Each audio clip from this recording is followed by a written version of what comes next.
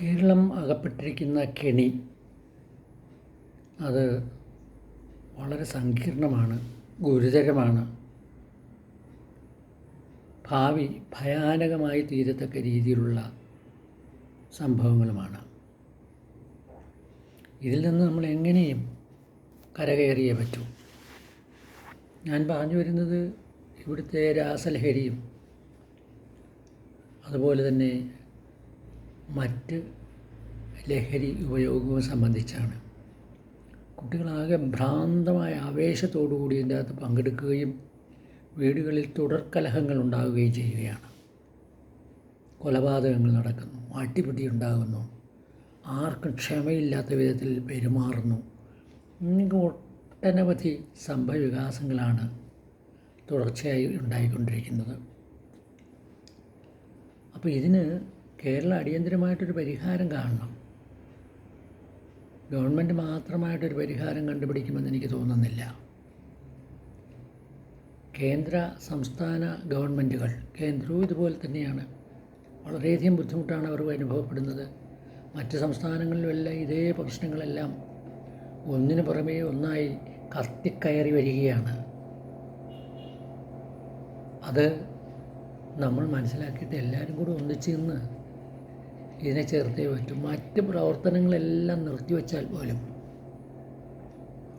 രാഷ്ട്രീയമൊന്നുമില്ലാതെ ഇതിനെ നമ്മളെല്ലാവരും ഒറ്റക്കെട്ടായിട്ട് നിന്ന് നേരിട്ടേ പറ്റൂ. അതിനെനിക്ക് എൻ്റെ മനസ്സിൽ തോന്നുന്ന കുറേ നിർദ്ദേശങ്ങളാണ് ഞാൻ പറയുന്നത്. ആർക്കെങ്കിലുമൊക്കെ ഈ നിർദ്ദേശങ്ങൾ അനുസരിച്ച് എന്തെങ്കിലുമൊക്കെ ചെയ്യാൻ കഴിയുമെങ്കിലെന്ന് ഞാൻ ആഗ്രഹിച്ചു പോവുകയാണ്. ഒന്ന്, ഇതര സംസ്ഥാന തൊഴിലാളികൾ അവർ നാട്ടിൽ നിന്ന് വരുമ്പോൾ ഒട്ടേറെ ലഹരി വസ്തുക്കളുമായിട്ട് വരുന്നുവെന്നാണ് തൊട്ടു മുമ്പ് നടന്ന സംഭവവികാസങ്ങൾ നമ്മളോട് പറയുന്നത്. ട്രെയിനിൽ നിന്ന് അവർ കൊണ്ടുവരുന്ന പെയിൻറ്റിൻ്റെ പാട്ട, അതിൻ്റെ അകത്ത് പെയിൻ്റാണെന്നാണ് നമുക്ക് അതുപോലെ പുതിയതാണ്, നല്ലപോലെ ടൈറ്റായിട്ട് അടച്ചിട്ട്. പോലീസുകാരത് വാങ്ങി നോക്കുമ്പോൾ അതിൻ്റെ അകത്ത് പെയിൻറ്റിൻ്റെ അടിയിൽ മറ്റേ പാക്കറ്റിൽ ഒളിച്ചു വച്ചിരിക്കുകയാണ് കഞ്ചാവ്. അപ്പോൾ ഇതൊരു ഉദാഹരണമാണ്. എല്ലാം നമ്മൾ അരി എന്തോന്ന് നോക്കുന്നതിന് നമ്മളെല്ലാ അരിയും നെക്കി നോക്കാറില്ലല്ലോ. ഇത് ഒരു രീതിയാണ്. അപ്പം അതുകൊണ്ട് ഇത് ഇവരുടെ ഒരു ഒരു ഒരു ടോട്ടൽ സെൻസസ്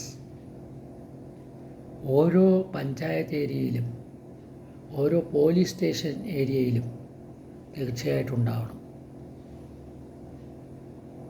അവരുടെ ആധാർ കാർഡ് വാങ്ങി അത് രജിസ്റ്റർ ചെയ്യണം. അവരെവിടേക്ക് പോകുമ്പോഴും പോലീസിൽ പറയണം എന്ന് വരണം. കേസിൽ പെട്ടവർ വിശേഷിച്ചും വരണം. അങ്ങനെ വന്നാൽ ഒരു ചെറിയ ആശ്വാസം താൽക്കാലികമായിട്ട് കിട്ടും. എന്ന് വെച്ചാൽ എല്ലാവരും ഇതുപോലെ ചെയ്യുമെന്ന് നമുക്ക് വിചാരിക്കാൻ പറ്റുമോ? ഒരു രജിസ്ട്രേഷൻ എന്ന് പറയുന്നത് വളരെ അത്യന്താപേക്ഷിതമാണ്. അത്രയ്ക്കധികം പൊല്യൂട്ടഡായി കഴിഞ്ഞിരിക്കുന്നു. ഇന്ത്യൻ പൗരൻ എന്ന രീതിയിൽ എല്ലാ പൗരാവകാശങ്ങളും അദ്ദേഹത്തിന് നൽകിക്കൊണ്ട് അദ്ദേഹം ആ പൗരൻ്റെ കടമകൾ നിർവഹിക്കുന്ന രീതിയിലേക്ക് വളർത്തിയെടുക്കണം. അല്ലാതെ അയാളെ തല്ലുകയോ കൊല്ലുകയോ ഒന്നുമല്ല. നിയമത്തിൻ്റെ മുമ്പിൽ അദ്ദേഹം വിചാരണ ചെയ്യപ്പെടണം.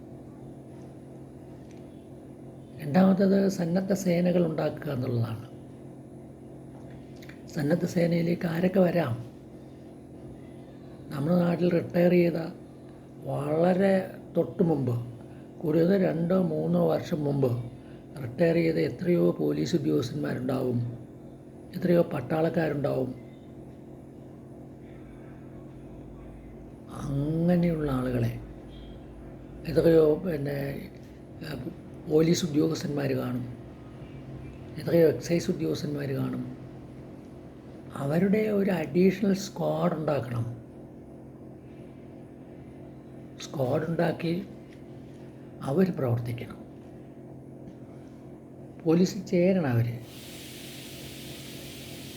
അവർ പറയണം ഞങ്ങൾക്കൊന്നും തരണ്ട, ഞങ്ങൾ ഇതിനോട് രാജ്യ പ്രതിബദ്ധതയോടുകൂടി പ്രവർത്തിക്കാൻ തയ്യാറാണ് എന്ന് പറയണം. അങ്ങനെ ഒരു പ്രവർത്തനം തീർച്ചയായിട്ടും ഗവൺമെൻറ് ഉടനെ തന്നെ നടത്തണം. അവർക്ക് അവരുടെ അറിവിൻ്റെയും കഴിവിൻ്റെയും സർവീസിൻ്റെയും അടിസ്ഥാനത്തിൽ ഒട്ടേറെ കാര്യങ്ങൾ ചെയ്യാൻ കഴിയുമെന്ന് ഞാൻ വിശ്വസിക്കുന്നു. മറ്റൊന്നിത് ഇപ്പോൾ മാർച്ച് 31 സ്കൂൾ അടയ്ക്കുകയാണ്. അടച്ചു കഴിഞ്ഞാൽ ഇതിൽ താല്പര്യമുള്ള അധ്യാപകരുണ്ടാവും. ഇതിനെതിരെ പടപൊരുതണമെന്ന് ആഗ്രഹിക്കുന്ന അധ്യാപകരുണ്ടാവും. SPCകളുണ്ട്, NCCകളുണ്ട്, അതുപോലെ തന്നെ നമ്മുടെ NSS വോളണ്ടിയേഴ്സുണ്ട്. അവരിൽ സന്നദ്ധതയുള്ളവരെ ഉൾപ്പെടുത്തി തീർച്ചയായിട്ടും മറ്റൊരു സ്ക്വാഡ് ഉണ്ടാവണം.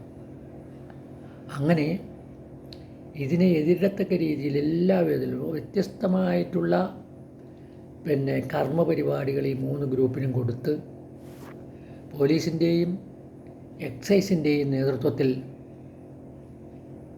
ഈ നിറഞ്ഞ് കവിഞ്ഞ് ഒഴുകിക്കൊണ്ടിരിക്കുന്ന ഈ രാസലഹരിയെ അണക്കെട്ട് കെട്ടിയെന്നതുപോലെ പിടിച്ചു നിർത്തണം. എങ്കിൽ മാത്രമേ നമുക്ക് വളരെ നല്ലൊരു കേരളം കെട്ടിപ്പടുക്കാൻ സാധിക്കൂ. ഓർക്കൂ, ഇനി നമ്മൾ പറയേണ്ടത് ഇന്ത്യൻ പൗരനെന്നാണ്. നമ്മൾ കോൺഗ്രസ്സുകാരനല്ല, കമ്മ്യൂണിസ്റ്റുകാരനല്ല, നമ്മൾ BJPക്കാരനല്ല, നമ്മൾ മറ്റേതെങ്കിലും പാർട്ടിയിൽ പ്രവർത്തിക്കുന്നവരല്ല, അതിൻ്റെ ആളല്ല. പകരം നമ്മൾ ഇന്ത്യക്കാരനാണ്. ഇന്ത്യയിൽ നിന്ന് ഇതെല്ലാം കെട്ടിക്കണം.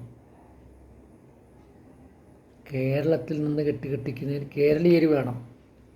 അതുപോലെ തന്നെ മറ്റ് സംസ്ഥാനങ്ങളിലും ഇതുപോലുള്ള പ്രവർത്തനങ്ങളുണ്ടാവണം. അതാണ് എൻ്റെ അഭിപ്രായം. നന്ദി, നമസ്കാരം.